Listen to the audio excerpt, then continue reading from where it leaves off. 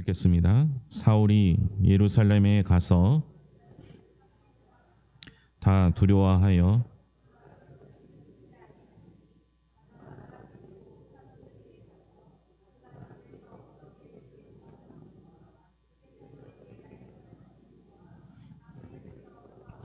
예수의 이름으로 담대히 말하였는지를 전하니라. 사울이 제자들과 함께 있어 예루살렘에 출입하여 또 주 예수의 이름으로 담대히 헬라파 유대인들과 함께 말하며 변론하니 그 사람들이 죽이려고 임쓰건을 형제들이 알고 가이사랴로 데리고 내려가서 다소로 보내니라. 그리하여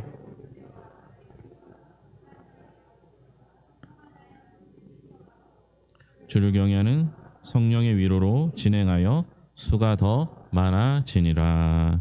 아멘. 찬양대에 찬양 있겠습니다.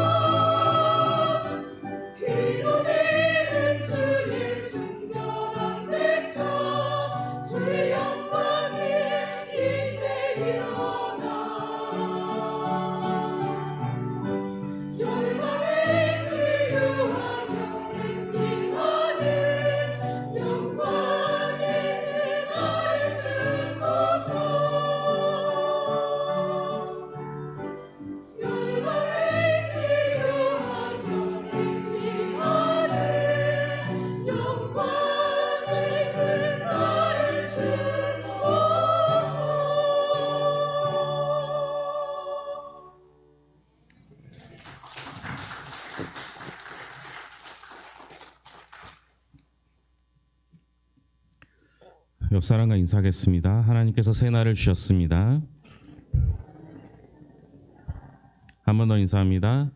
하나님께서 당신을 새 사람으로 지으셨습니다.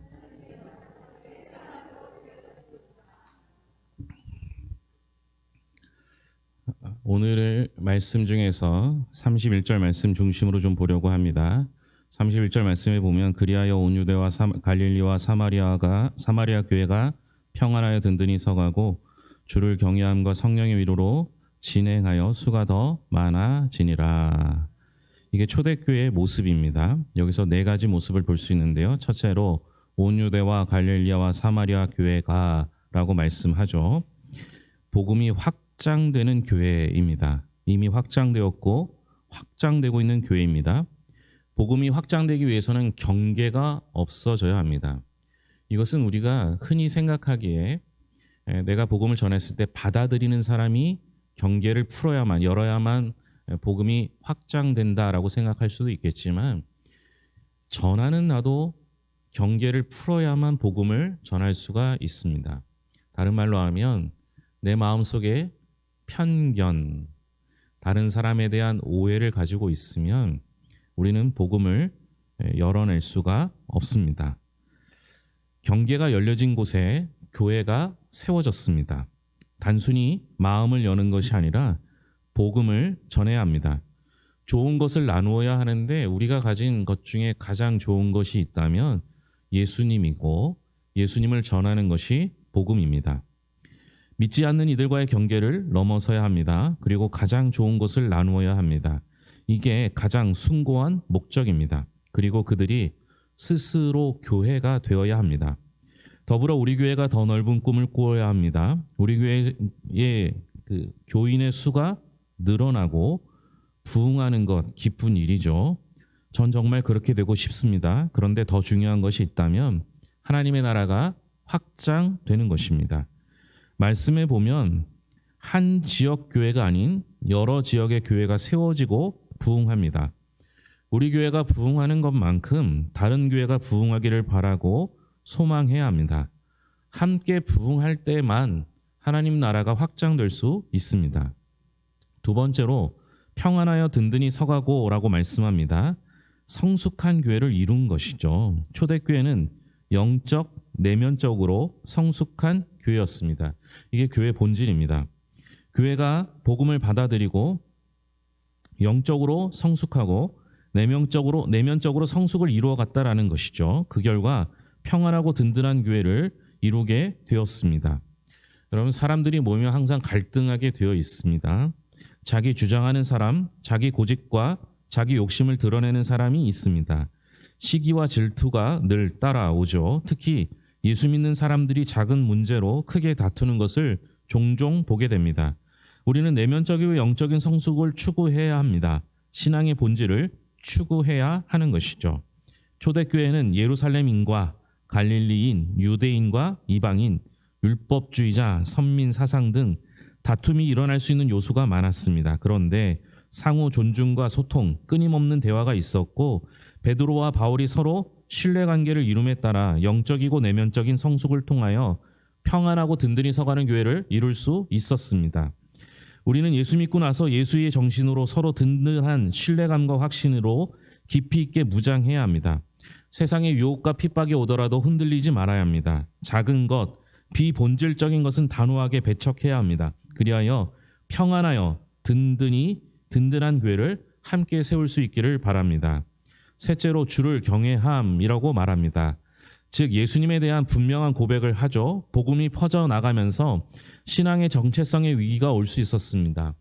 여러분, 경계를 넘어서는 건 좋아요. 우리가 이 괴산 지역을 넘어서서 우리나라를 품고 세계 열방을 품는 거 좋습니다. 문제는 변하지 않는 것들은 절대 포기할 수 없는 거예요. 본질적인 예수 그리스도에 대한 믿음과 예수 그리스도로만 구원 얻을 수 있다는 사실은 바뀌지 않습니다. 그런데 그들의 문화를 접하면서 경계를 넘어서면서 우리의 것까지 포기해서는 안 된다는 것이죠. 우리가 가지고 있는 것은 사실 예수님 한 분밖에 없습니다. 그거 하나밖에 없습니다. 내세울 것, 다른 이들과 세상과 비교하여 더 나은 것 그거 하나밖에 없습니다. 그런데 예수를 포기하면 우리는 모든 것을 포기하는 것이 됩니다. 시대와 지역과 문화를 넘어서서 반드시 품고 포기할 수 없는 예수 그리스도의 사상, 생명, 능력을 가지고 살아갈 수 있기를 바랍니다. 넷째로 성령의 위로로 진행하여라고 합니다. 즉 성령 충만한 교회였습니다. 초대교회는 성령의 위로로 함께하는 교회였습니다. 성령님께서 주도권을 잡으시고 이끌어가는 교회였습니다. 초대교회는 성령이 충만한 교회였습니다. 주님의 명령에 전적으로 순종하는 교회였습니다. 성령의 능력을 경험하고 나니 불가능한 것이 없었던 것이죠. 성령의 능력이 이끌어가는 교회였습니다. 성령 충만해서 교회의 예배와 봉사를 철저하게 마음을 바쳐 최선을 다한 것입니다. 그 결과 한 줄로 요약된 결과가 나오죠. 수가 더 많아지니라. 여러분, 저는 이걸 자연적 성장이라고 봐요. 목적 자체가 수를 늘리는 데 있지 않았다라는 거예요. 많아진 겁니다. 우리가 몇 주 동안 수동적인 우리들의 모습을 보지 않았습니까? 하나님께서 작정되게 하셨죠. 내가 작정한 것이 아니라 하나님이 나를 작정하셨던 거예요. 우리는 작정된 상태였던 것이고, 내가 스스로 구조하고 내가 스스로 피난처를 찾아간 것이 아니라 하나님께서 나를 구조하셨고 피난처로 보내주셨습니다. 마찬가지입니다. 교회의 부흥은 우리가 그 목적을 가지고 있다 할지라도 되는 게 아닙니다. 하나님이 그 수가 많아지게 하셨던 겁니다. 하나님이 그렇게 하셨죠. 이런 일이 어떻게 가능했느냐? 한마디로 하면 성령님이 하셨습니다. 성령의 능력 때문에 된 거예요. 그러면 어떤 교회가 성령의 능력이 있는 교회인가? 여러분, 우리가 그걸 해결할 수 있는 거는 그 31절 앞부분에 나오는 그리하여라는 겁니다. 초대교회는 수를 늘리기 위한 행동을 했던 것이 아니라 그들이 삶을 살았더니 그러는 동안에 하나님께서 더 많아지게 해 주신 것입니다. 이게 제가 표준 세번역도 같이 넣어드렸는데요. 31절 앞부분에 보면 그리하여로 돼 있는 걸 표준 세번역에서는 그러는 동안이라고 표현했어요. 그리하였다라는 건 그런 원인 때문인 것 같지만 그러는 동안으로 우리가 본다면 그들이 자신의 삶을 사는 동안에 하나님께서 그렇게 하신 거예요. 수를 늘리기 위한 어떤 목적을 가지고 내가 무엇을 한 것이 아니라 내가 성령 안에서 무언가를 그냥 성령의 뜻대로 살았더니, 일상을 살았더니 그러는 동안 하나님께서 역사하셔서 교회가 수가 많아진 겁니다. 그러면 그들이 살았던 그러는 동안은 어떤 삶이었을까요? 표준 세번역으로 제가 넣어드렸는데요. 26절부터 다시 한번 읽겠습니다. 사울이 예루살렘에 이르러서 거기에 있는 제자들과 어울리려고 하였으나 그들은 사울이 믿을 수가 없어서 모두들 그를 두려워하였다.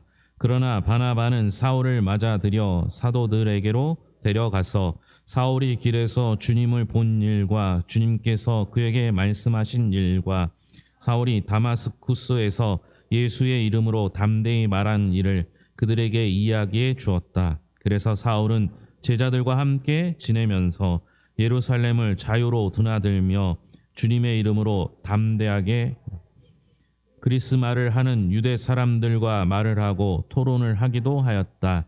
그러나 유대 사람들은 사울을 죽이려고 꾀하였다.